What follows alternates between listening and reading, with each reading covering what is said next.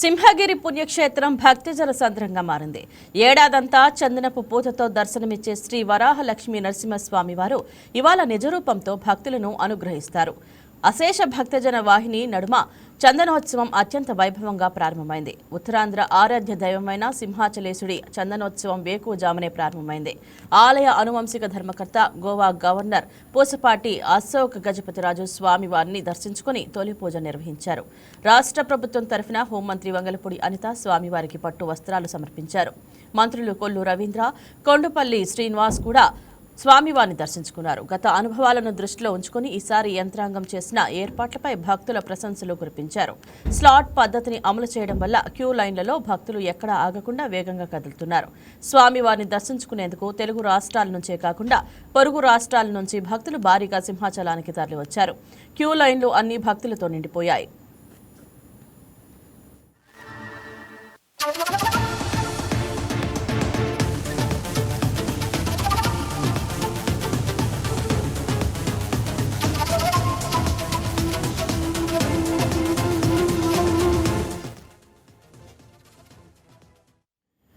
Yes ఇదే అంశం గురించి మరిన్ని వివరాలు అందించడానికి మా స్పెషల్ కరెస్పాండెంట్ దుర్గాప్రసాద్ ఫోన్ లైన్లో సిద్ధంగా ఉన్నారు.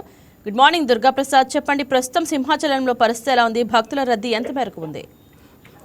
Good morning. ఇంతగా ఏదైతే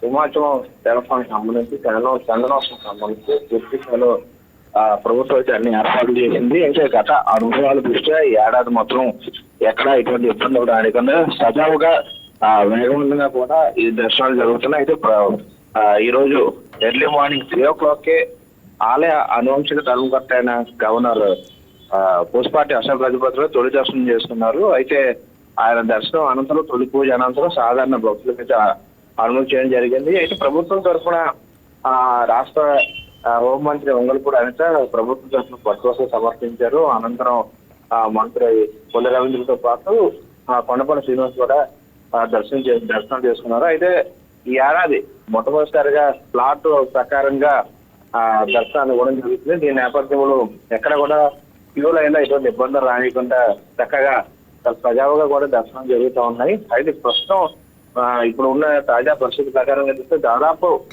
25,000 నుంచి 30,000 మంది వరకు కూడా దర్శనాలు అయినట్టు గణాంకాలు చెప్తున్నాయి. అయితే ఉదయం 3 గంటల నుంచి 4 గంటల వరకు చూసినట్లయితే 6,700 మంది భక్తులు దర్శనం జరిగాయి. అనంతరం ఇప్పటి వరకు తాజా పరిస్థితుల ప్రకారంగా చూస్తే 25,000 మంది పైనే దర్శనాలు చేసుకున్న సమాచారం అవుతుంది.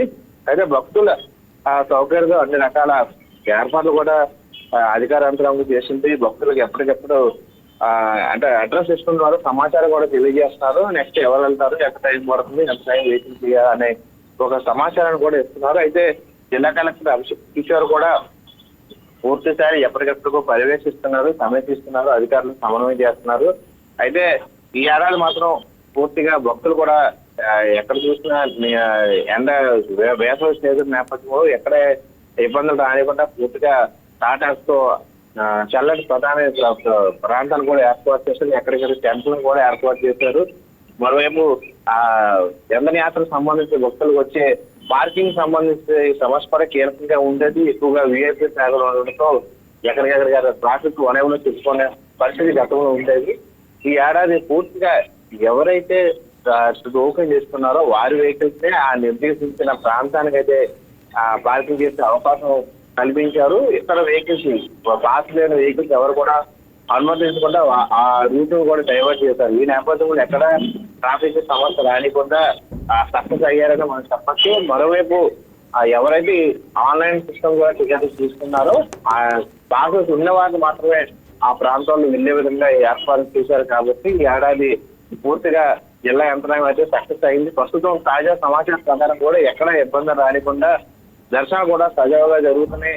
అయితే ఏడాదిలో ఒకరోజే ఈ దర్శన భాగ్యం ఉంటుంది. చంద్ర యాత్ర సందర్భంగా లక్ష్మీ నరసింహస్వామి నిజరూప దర్శనాన్ని దర్శించుకోవాలని చెప్పి భక్తులు ఏడాది పూర్వం కూడా వెయిట్ చేస్తూ ఉంటారు. అయితే నిన్న అర్ధరాత్రి 3 గంటలకు ప్రారంభమైన ఈ తొలి పూజ ఈ రోజు అర్ధరాత్రి 10 గంటల తర్వాత 11 వరకు కూడా ఈ చంద్ర యాత్రకు సంబంధించి భక్తులు దర్శనాలు కలిగిస్తారు. అనంతరం అది కూడా ప్రత్యేక పూజల ద్వారా మళ్ళా ఆ గంధాన్ని చూసే అవకాశం ఉంది.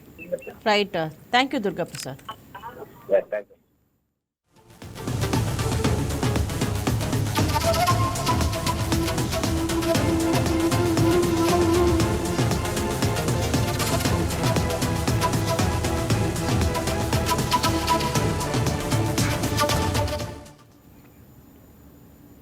ఏపీ సీఎం టీడీపీ అధినేత చంద్రబాబు ఇవాళ తమిళనాడు పర్యటనకు వెళ్తున్నారు. తమిళనాడు అసెంబ్లీ ఎన్నికల సందర్భంగా ఎన్డీఏ కూటమి విజయం కోసం చంద్రబాబు ప్రచారం చేయనున్నారు. తెలుగువారు ఎక్కువగా ఉండే ప్రాంతాల్లో రోడ్ షోలు నిర్వహించనున్న చంద్రబాబు చెన్నై సమీపంలో ఏర్పాటు చేసిన బహిరంగ సభలో ప్రసంగిస్తారు. ఇవాళ రేపు కోయంబత్తూరు, హోసూరు, తల్లి, ఆవడి, మదురైలలో ఎన్డీఏ పక్షాల అభ్యర్థుల తరఫున ప్రచారం నిర్వహించనున్నారు.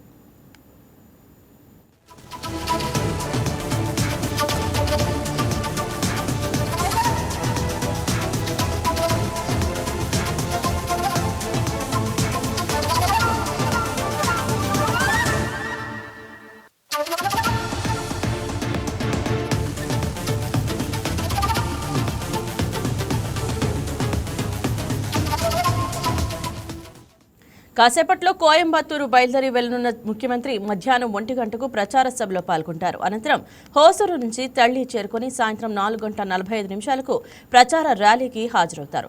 రాత్రికి చెన్నై చేరుకుని ఆవడిలో జరుగుతున్న రోడ్ షోలో పాల్గొని ఎన్డీఏ అభ్యర్థుల తరఫున ప్రచారం చేయనున్నారు. రేపు రాత్రికి అక్కడే బస చేయనున్న సీఎం చంద్రబాబు 21వ తేదీ ఉదయం చెన్నై నుంచి బయలుదేరి మదురై చేరుకోనున్నారు. మదురై సమీపంలోని సాత్తూరులో మధ్యాహ్నం 1 గంటకు వివిధ సామాజిక వర్గాల నేతలతో సమావేశం నిర్వహించనున్నారు. అనంతరం 3 గంటలకు సాత్తూరులోని ఎన్డీఏ అభ్యర్థి తరఫున ఎన్నికల ప్రచారంలో పాల్గొంటారు. సాయంత్రం 5:15 మదురై నుంచి హైదరాబాద్కు వెళ్తారు. ఇదే అంశం గురించి మరిన్ని వివరాలు మా AP bureau chief Salam phone in లైవ్లో సిద్ధంగా ఉన్నారు. సలాం, చెప్పండి. ఏపీ సీఎం చంద్రబాబు ఇవాళ తమిళనాడు పర్యటన యొక్క అప్డేట్స్ ఏంటి? Good morning ఇంద్రగా.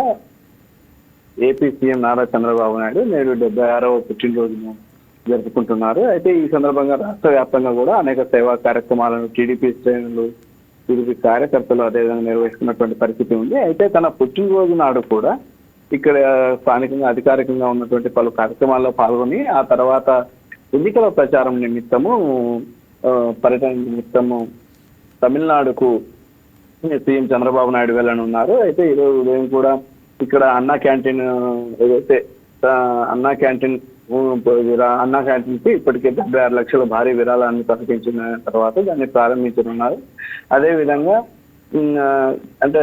అంటే ఈ రోజు తమిళనాడు పర్యటనకు కూడా ఆయన అంటే తన పుట్టినరోజును కూడా విశ్రాంతి తీసుకోకుండా ఎన్నికల ప్రచారం కోసం తమిళనాడు పర్యటనకు వెళ్ళడం అనేది చర్చనీయాంశంగా మారింది. అంటే తన పుట్టినరోజును ప్రజల మధ్య ఉండటం ఆయనకు అలవాటు. సాధారణంగా ఎప్పుడైతే మనం చూస్తే నారవారి పల్లెలు కూడా గ్రామస్తులు ఆయన పేరిట ప్రత్యేక పూజలు నిర్వహిస్తారు. తన స్వగ్రామంలో నిర్వహించే పూజలు కూడా గతంలో సీఎం చంద్రబాబు నాయుడు పాల్గొన్నారు. అయితే ఈసారి ఈ పుట్టినరోజు వేడుకల అనంతరం ఆయన ఏకంగా ఎన్నికల ప్రచారానికి వెళ్ళనున్నారు సీఎం చంద్రబాబు నాయుడు. మధ్యాహ్నం 1 గంటకు కోయంబత్తూరులో ఎన్డీఏ అభ్యర్థుల మద్దతుగా నిర్వహించేటటువంటి భారీ బహిరంగ సభలో సీఎం చంద్రబాబు పాల్గొనున్నారు. అదేవిధంగా సాయంత్రం 4:45 హోసూరు, తల్లి ప్రాంతాల్లో జరిగేటటువంటి భారీ బహిరంగ సభలో పాల్గొంటారు. రాత్రి 7:30 గంటలకు చెన్నై చేరుకుని అక్కడ ఆవడి ప్రాంతంలో భారీ రోడ్ షో సైతం నిర్వహిస్తారు. ఈ రోజుకి చెన్నైలోనే బస చేసేటటువంటి పరిస్థితి ఉంది.